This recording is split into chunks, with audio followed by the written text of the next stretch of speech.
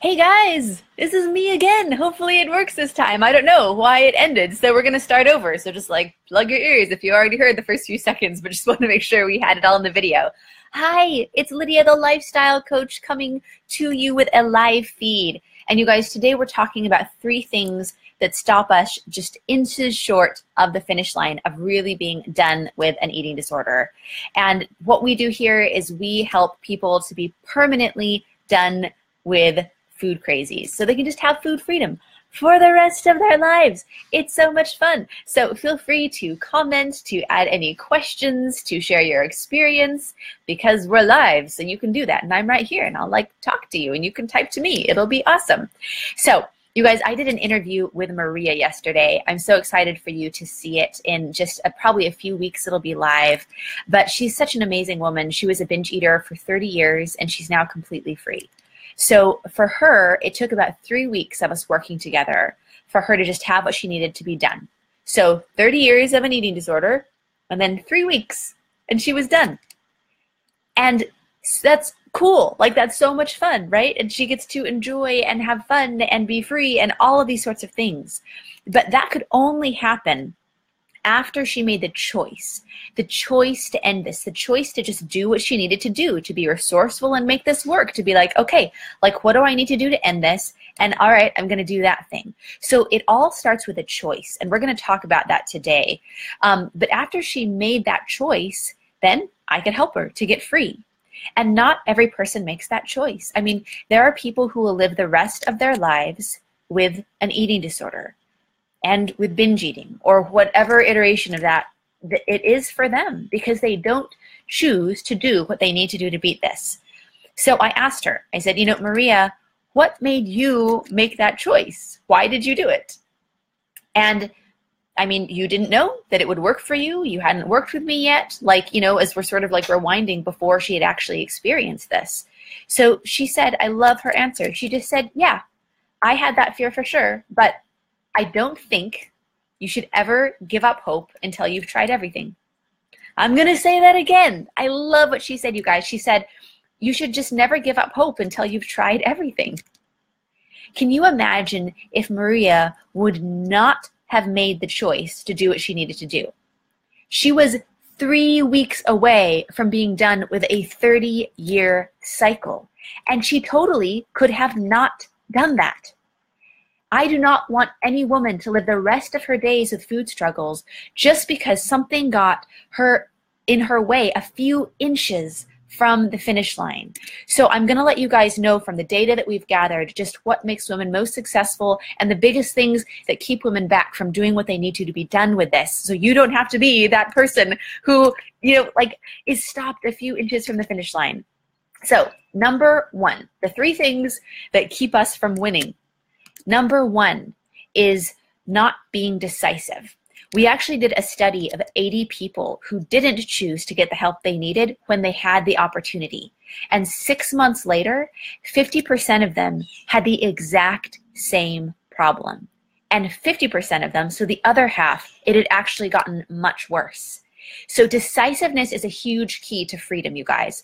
The data shows us that people who don't fix their problem right now don't fix their problem if they have the chance to.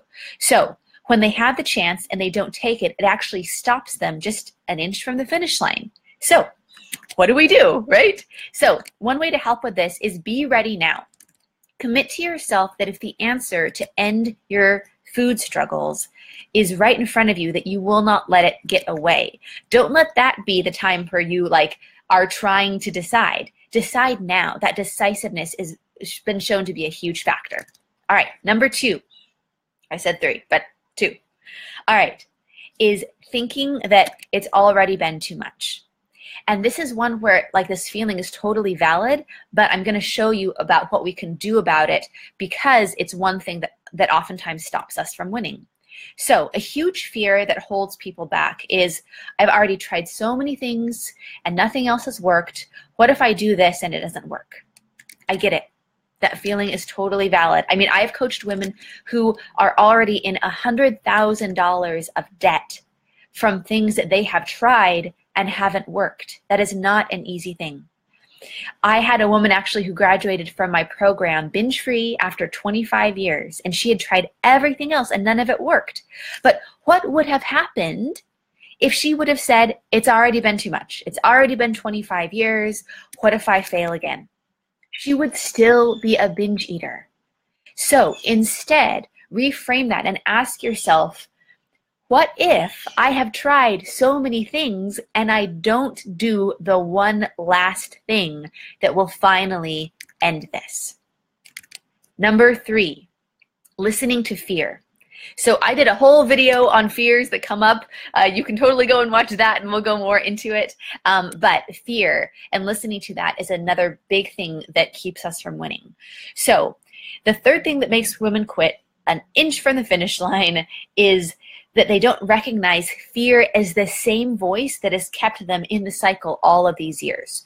So your chatter brain always sees things as danger.